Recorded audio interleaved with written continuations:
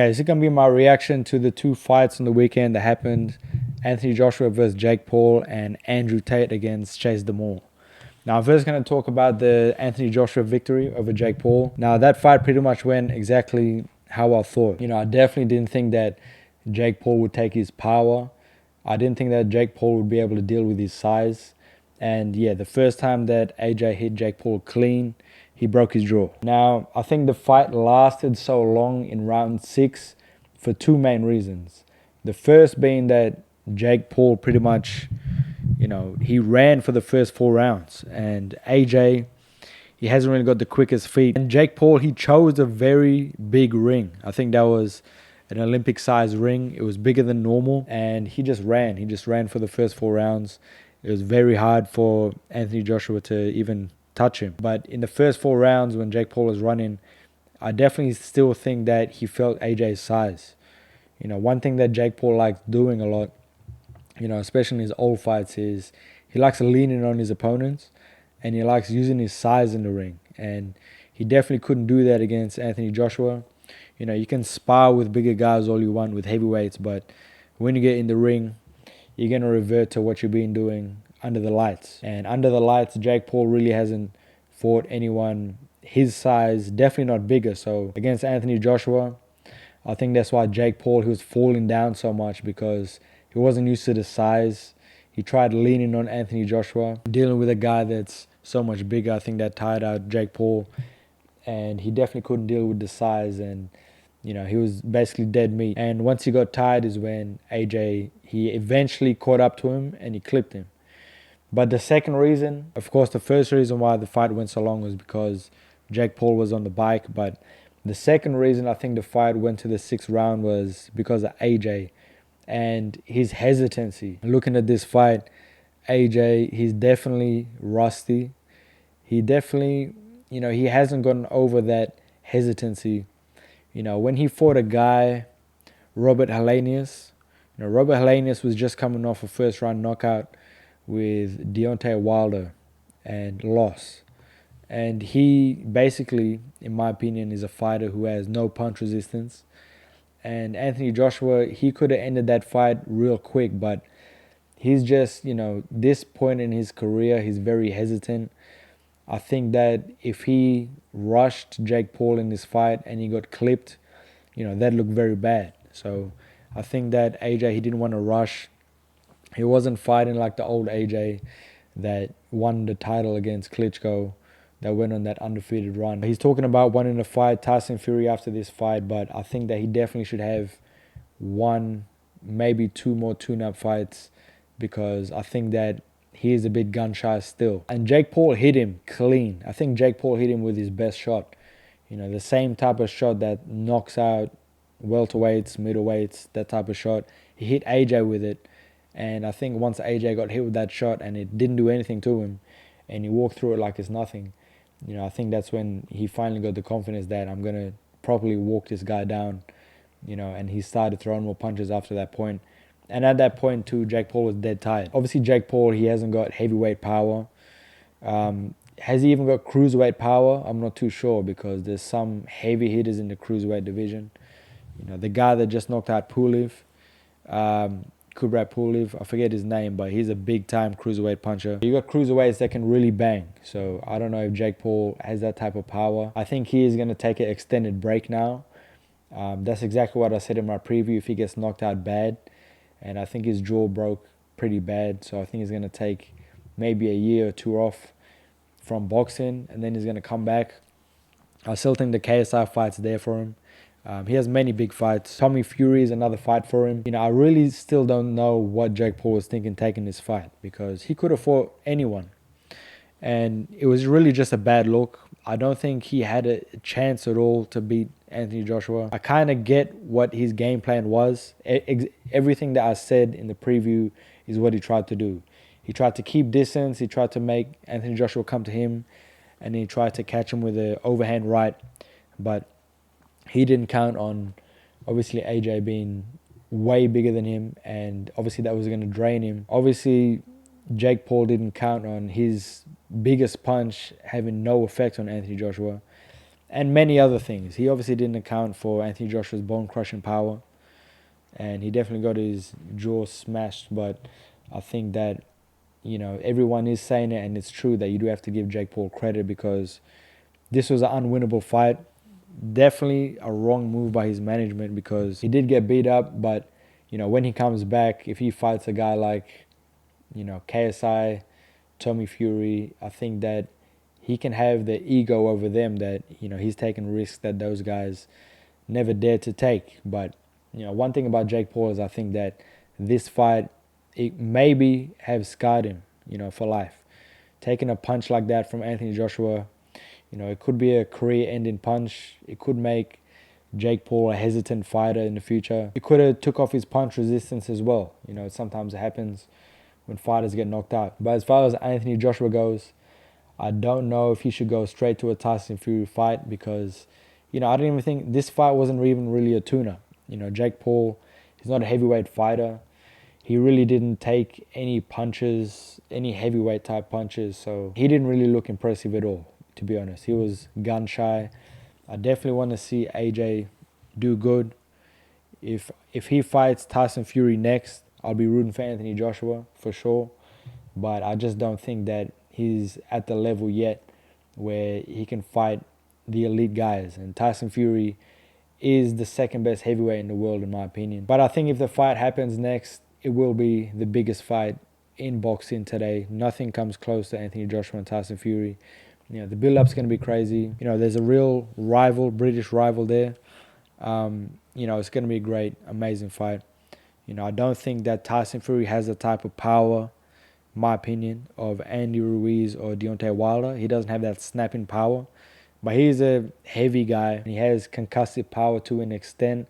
I wouldn't say one-punch concussive power, but I think that, Anthony Joshua is definitely a winnable fight for him, Tyson Fury. But yeah, that's something I look forward to in the future. As far as, now the Andrew Tate fight, he lost. Andrew Tate lost. I didn't see the fight live, so I was working. So I had to go back and watch the fight. And to be honest, 2 red flags for Andrew Tate going into this fight. What I brought up in my preview, that ended up coming true. It ended up being his downfall in the fight. The first red flag that I said for Andrew Tate was, from what I gathered from his videos, from his boxing videos, is that he can't fight on the inside. And I definitely think, if you fight smaller guys, if you fight guys that weigh less than you have a longer reach than, you can fight on the distance, you can pot shot, you don't really have to fight on the inside. But if you fight a guy your size or bigger, you have to know how to cover up. You have to know how to defend yourself on the inside, catch and shoot. You have to know how to do certain things. And from what I saw, Andrew Tate, he made so many mistakes in that fight. He didn't keep his hands up for one, which is, a terrible, terrible mistake. You can't do that in boxing. I think that it was a very, very poor outing. But the second red flag that I had for Andrew Tate going into this fight, and it definitely came up in this fight, was his stamina. His stamina. Anyone that's seen content of his, just even a little bit for the past few years, this guy, he smokes like a train. He smokes so many cigars that, he's always smoking. And one thing about it, if you're in shape, if you're an in-shape fighter and you don't smoke cigars and you're in shape, you run all the time, you're still going to get tired in a fight against a big guy. So, of course, he had nothing from what I saw. I didn't see the whole fight. He was gassed after a few rounds. He had literally nothing. He's running on fumes. That's not surprising at all. I think that, that's what smoking will do to you. I don't think he's too old to fight. I think that his body is old because of his habits, what he's done outside the ring. You got plenty of guys that are older. A guy, Anderson Silva, is like 50 years old, and he fought on the undercard of the Jake Paul fight, Anthony Joshua. And, he was young. Some fighters fight until their 40s, maybe 50. Not really Mike Tyson, but Bernard Hopkins, Vladimir Klitschko. There's plenty of fighters that if you keep your health intact, you can fight for a long time. And Andrew Tate, I don't know if he's done permanent damage from his lungs, from his smoking. But stamina-wise, I don't know how much he trained, but I think he's definitely lucky. I think he's definitely lucky that he fought Chase Demoor, because this wasn't really Chase Demoor being the better fighter and beating Andrew Tate.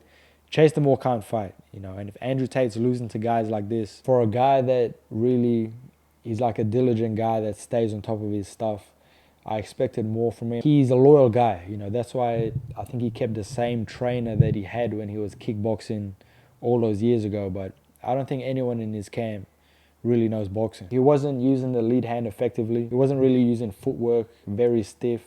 He was lunging in with shots, wasn't setting up any shots, he was just lunging in. And I think the main thing was he didn't keep his hands up. He's trying to fight like a younger guy. If you're an older guy, that doesn't mean you shouldn't fight. You just have to fight like an older guy. You have to be smart. You can't be fighting like Pernell Whitaker and just using head movement, just using agility. If you're that age, you have to fight your age. And you can still be a good fighter. You just have to, keep your hands up, use your jab. There's many things that, he could have done. I think that Chase Demoor, he's lucky that he fought Chase Demoor, because if he fought someone like Jake Paul, it could have ended badly. He could have got slept. I think a lot of guys, the influencer guys would have beat him. I think KSI would have beat him. Apart from the boxing, and he made a lot of boxing flaws in this fight, the stamina was not there. Chase Demoor, I think he's improved from his first fight, but he's still a very sloppy fight. He's just not a good fighter at all. I don't know. That was just very disappointing by Andrew Tate. Of course, he will say that at least he took the test. He had that itch. He wanted to see where he was at in boxing. So he made it happen. And yeah, of course you have to respect it. I respect anyone that gets in the ring. I've been in the ring. I respect anyone that gets in the ring. It takes a lot. But Andrew Tate, yeah, he has everything, yes, but he also does talk a lot. I think that he can't just leave it there. He can't just leave his comeback fight career. I would say comeback fight career, because he already had a fight career in kickboxing. But this new influencer type boxing, he can't just leave it at that. He has to definitely come back and redeem himself at least, because he's very humble, like I said, in the fight game, but outside of the fight game, he talks that talk. And if you talk that talk, you got to walk the walk. So I think that he needs to change a few things up in training.